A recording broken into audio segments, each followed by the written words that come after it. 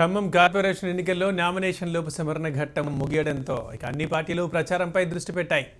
ఎవరికి వారే మెజార్టీ స్థానాలను కైవసం చేసుకునేందుకు ప్రచారాస్త్రాలతో ఓటర్లను ప్రసన్నం చేసుకునేందుకు గల్లీల బాట పట్టారు. ఖమ్మంలో టీఆర్ఎస్కు చెక్ పెట్టేందుకు కాంగ్రెస్ పార్టీ ఎలాంటి వ్యూహాలు పడుతుందనే విషయాన్ని చెప్తున్న పార్టీ నేత భట్టితో reporter Nagendra face to face. Khammam కార్పొరేషన్లో నామినేషన్ల ఉపసంహరణ పర్వం పూర్తి కావడంతో ఇప్పుడు అన్ని పార్టీలు ప్రచారంపై దృష్టి సారించాయి. కాంగ్రెస్, టీఆర్ఎస్, టీడీపీ పోటాపోటీగా ప్రచారం నిర్వహిస్తూ ఓటర్లను ఆకట్టుకునే పనిలో పడ్డాయి. ఖమ్మం కార్పొరేషన్లో పోటీ చేసిన కాంగ్రెస్ అభ్యర్థుల విజయావకాశాలు ఎలా ఉన్నాయి, టీఆర్ఎస్ ప్రలోభాలను ఎలా అడ్డుకుంటున్నారు చెప్పేందుకు మనతో TPCC working president Mallu Bhatti Vikramarka ఉన్నారు. ఆయన అడిగి ఖమ్మం కార్పొరేషన్పై ఆ పార్టీ వ్యూహం ఏంటో తెలుసుకుందాం. సార్ చెప్పండి, ఖమ్మం కార్పొరేషన్లో కాంగ్రెస్ పార్టీ గెలుపుకు ఎలాంటి వ్యూహం అనుభవిస్తున్నారు? ఖమ్మం కార్పొరేషన్లో ఉన్నటువంటి ప్రజానికం ముందు నుంచి కూడా కాంగ్రెస్ పార్టీని ఆశీర్వదించాలని, కాంగ్రెస్ పార్టీతో ఉండాలని కోరుకునేటువంటి ప్రజానికం. కాకపోతే ఇప్పుడు ఈ నూతనంగా వచ్చినటువంటి అధికారంలోకి వచ్చిన టీఆర్ఎస్ పార్టీ కొంత అక్రమ సంపాదనతో ఎన్ని కోట్లైనా పర్వాలేదు ఆ కోట్లు పెట్టి ఖమ్మం ప్రజానికాన్ని మేము కొని గెలుస్తాం అనేటువంటి ఒక భ్రాంతిని కల్పిస్తూ ఉన్నారు. బహుశా వాళ్ళకి తెలియదేమో, ఖమ్మం ప్రజానికం అమ్ముడు పోయేటువంటి ప్రజానికం కాదు. స్వతంత్ర భావాలు కలిగినటువంటి ప్రజానికం, ప్రశ్నించేటువంటి తత్వం కలిగినటువంటి ప్రజానికం, ప్రజాస్వామ్యాన్ని కాపాడుకోవాలనుకునే ఆలోచన కలిగినటువంటి ప్రజానికం.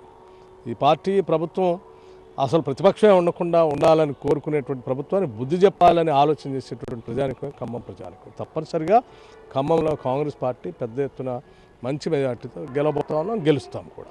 అయితే ఇప్పుడు మంత్రి కానీ ఇతర టీఆర్ఎస్ నేతలు కానీ చెప్పేది ఏంటంటే సర్వేలు అన్నీ కూడా టీఆర్ఎస్కి అనుకున్నాయి. మోర్ దాన్ 40 to 45 సీట్స్ టీఆర్ఎస్కి వస్తాయని చెప్తున్నారు. దీన్ని మీరు ఎలా?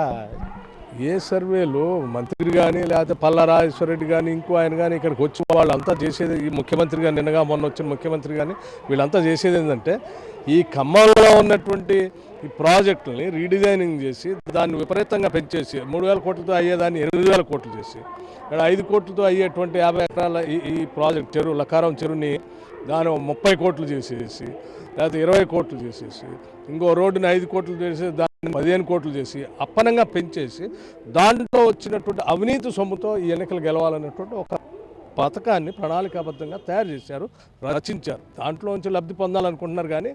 కానీ ఖమ్మం ప్రజలు ఆ రకంగా నీ అక్రమ సంపాదన అవినీతి సొమ్ముతో నువ్వు కొనటానికి సిద్ధపడి వచ్చి కొంటాం మేము గెలుస్తామనంటే అట్లా ఓట్లేసేవాళ్ళు కాదు. ఫైనల్గా మీరు ఖమ్మం ఓటర్లకు ఏం చెప్పబోతున్నారు కాంగ్రెస్ పార్టీ వర్కింగ్ ప్రెసిడెంట్గా? ఖమ్మం ఓటర్ మహాశయులందరూ కూడా నేను ఒకటే విజ్ఞప్తి చేస్తూ ఉన్నాను. కాంగ్రెస్ పార్టీ ఖమ్మం పట్టణ అభివృద్ధి కోసం అనేక సంక్షేమ కార్యక్రమాలు, ఇన్ఫ్రాస్ట్రక్చర్ అభివృద్ధి కార్యక్రమాలు కూడా గతంలో చేపట్టింది, భవిష్యత్తులో కూడా చేపడతాం. ఇక్కడ ఉన్నటువంటి అధికార పార్టీ అధికార మదంతో ఇక్కడ ఉన్నటువంటి ఓటర్లందరినీ మేము కొనేసి గెలుస్తాం అనేటువంటి ప్రచారం చేస్తూ ఉన్నారు. నేను ఒకటే విజ్ఞప్తి చేస్తూ ఉన్నాను, మనం ఎవరం కూడా వాళ్ళు అవినీతి సొమ్ముని అక్రమ సంపాదనతో తీసుకొచ్చి విర్రవీగుతో మేము గెలుస్తామని చెప్పేటువంటి వాళ్ళందరూ కూడా ప్రజాస్వామ్యాన్ని నిలబెట్టుకోవడం కోసం, ఈ ప్రతిపక్ష పార్టీలను కూడా గెలిపించుకొని ప్రశ్నించడం కోసం ఈ ప్రజాస్వామ్యంలో ఈ కాంగ్రెస్ పార్టీని గెలిపించవలసిందిగా నేను విజ్ఞప్తి చేస్తూ ఉన్నాను. తప్పనిసరిగా ఆ దిశలో ఆలోచన చేసి కాంగ్రెస్ పార్టీని పెద్ద ఎత్తున గెలిపిస్తారని కూడా నేను భావిస్తూ ఉన్నాను, ఆశిస్తూ ఉన్నాను, విజ్ఞప్తి కూడా చేస్తూ ఉన్నాను. మొత్తం మీద ఖమ్మం కార్పొరేషన్ ఎన్నికల్లో అధికార టీఆర్ఎస్ పార్టీ ఎన్ని ప్రలోభాలకు అక్రమాలకు పాల్పడినప్పటికీ ఖమ్మం ఓటర్లు చాలా చైతన్యవంతమైన ప్రజలని, వారు కాంగ్రెస్ పార్టీ గతంలో చేసిన అభివృద్ధికి కానీ కాంగ్రెస్ పార్టీ అభ్యర్థులకు నీతి నిజాతిని చూసి ఓటు వేసి గెలిపిస్తారని ఒక భావన TPCC working president Mallu Bhatti Vikramarka వ్యక్తం చేస్తున్నారు. కెమెరా యాకూబ్తో నాగేందర్, HMTV ఖమ్మం.